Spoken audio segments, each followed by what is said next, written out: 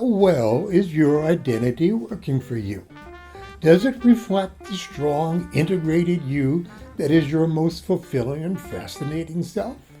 The story of who you are is not yet finished. In fact, it will never be, as integration is a lifelong journey.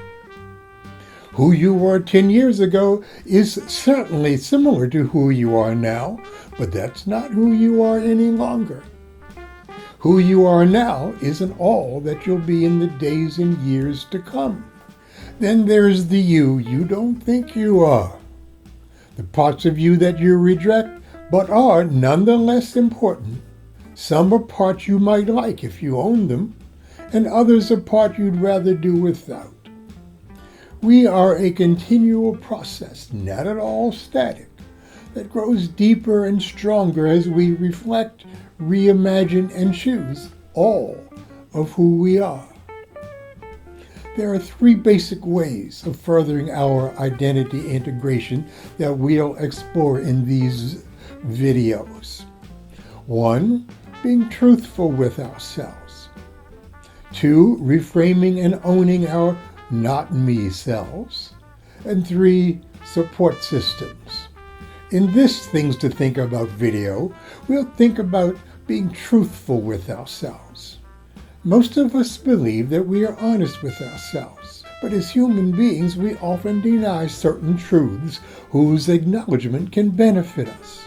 In this video, we'll focus on the difference between being honest and being truthful about ourselves, that no one can access the truth about us but us. We can't figure out our truths. We need to look inside and say them.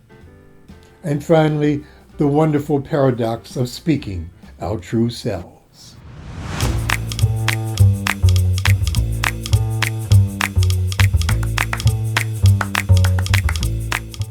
Hello, I'm Dr. Michael Broom. I've been in organization development for over 45 years now. Welcome to my Things to Think About videos. We often talk about being honest with ourselves as if that's the highest form of self-awareness, but there's something deeper and more necessary. Being honest with yourself isn't the same as being truthful about yourself. Being honest with ourselves is often about admitting facts that we don't like or admire. I procrastinate, I'm insecure, I want to be liked. But those are confessions meant to show we're doing the work of growing ourselves and offering a pleasant boost to our egos. But not much change is going on. But truthfulness about ourselves, that's different. It's deeper. It creates meaningful change. Truthfulness doesn't just say what we do. It names why we do it, what we fear, what we long for, what we hide, what we can't even name but still feel. I'm honest about the cynical part of me who doesn't trust that others care as much as they say or act like they do. They've got some ulterior motive they're not admitting to. The truth, however, is that the cynicism I see in others is a projection of my own cynicism that I use to hide how frightened I am of caring or being cared for. That's not something I figured out.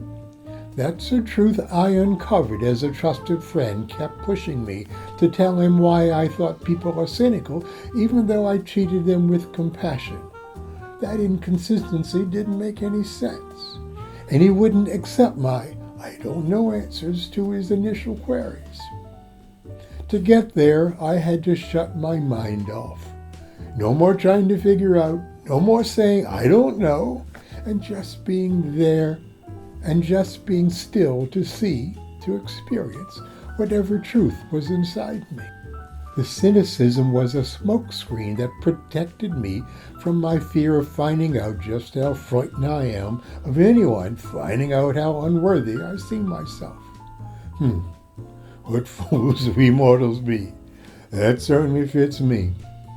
Our unworthy part of us is always an inadvertent, learned identity that children develop from being told they're not old enough, not big enough, not enough, whatever, too many times. It gets layered over and hides the wholeness that is fundamental to all of us. From saying the truth about my cynicism, I've been making peace and accepting the fearful me as I become more relaxed with the me that truly does care, even about myself. I feel closer to others as the screed of cynicism lifts.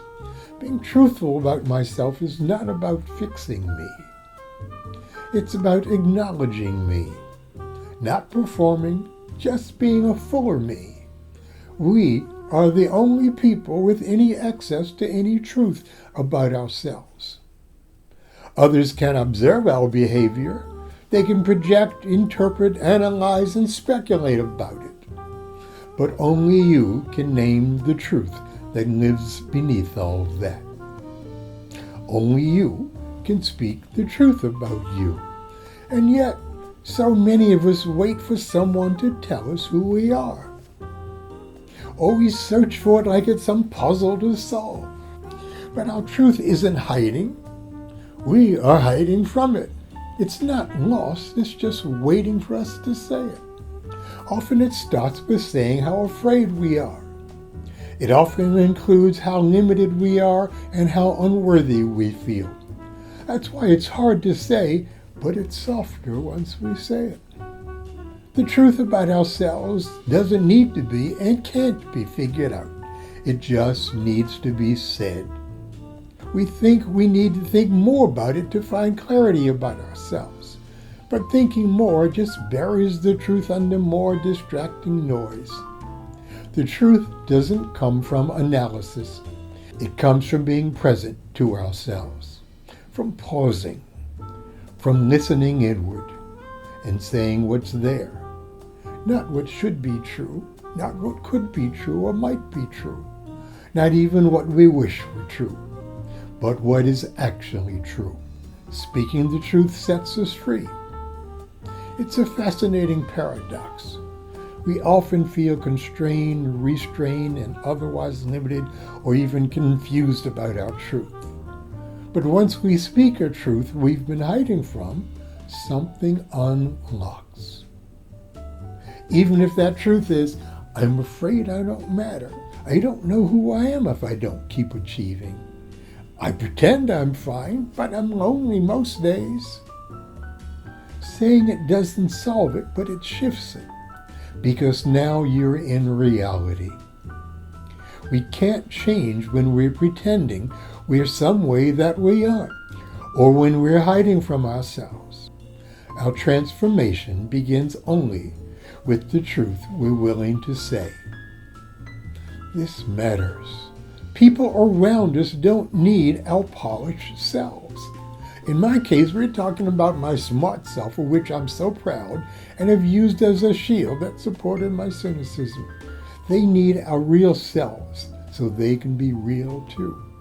And we can't grow if we're always trying to figure ourselves out instead of telling the truth that's already there. In closing, here's an invitation. Stop trying to figure yourself out like you're a puzzle to be solved. Instead, start saying what's real.